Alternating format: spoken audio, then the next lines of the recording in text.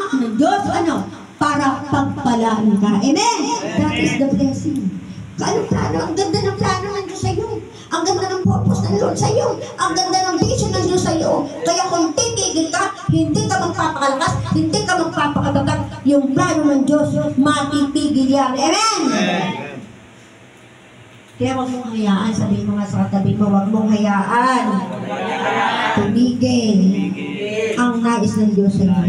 Yung identity, naandyan na yan. Hindi yung mawawala. Magpakatatag ka. Yung identity mo, yung identification mo, yung pagkakakilala sa iyo. Mahalaga yun, kapatid. Mahalaga yung pagkakakilala sa iyo.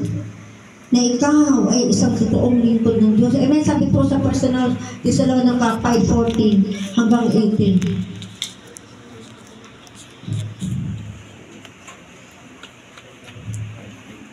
First Thessalonians.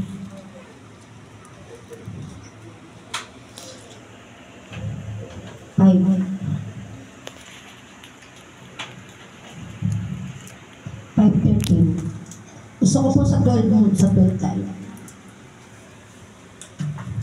Mga kapatid, pinapakiusap namin na igalang ninyo ang mga nagpapakahirap sa pangmahala sa pagtuturo sa inyo alang-alang sa Panginoon. 13. Pag-umulan ninyo sila ng lubos na paggalang at pag-ibig dahil sa kanilang gawain. Makitungo kayo sa isa't isa na may kapayapaan. 14. Mga kapatid, ipinakikiusap din namin sa inyo na pagsabihan ang mga tamad, pagsiglahin ang mahihinang loob, at kalingain ang mga mahihina. Maging matyaga kayo sa kanilang lahat. Huwag ninyong paghigantihan ang gumawa sa inyo ng masama. Sa halip magpatuloy kayo sa paggawa ng mabuti sa isa't isa at sa lahat. Amen! Amen! Anong sabi po dyan? Sabi nga ni Pablo sa pinakausap po sa inyo na huwag pagsabihan ninyo ang mga tamad at pasiglahin ang mahihinang loob at kalingain. Amen! Yan, sabi ko, pagsabihin mo yung mga tamad. At pasiglahin mo naman yung mga taong mahihina.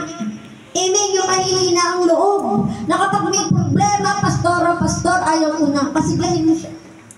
I-encourage mo siya. Amen. Sino marunong mag-encourage? Minsan kasi pag may mga problema, ganyan talaga.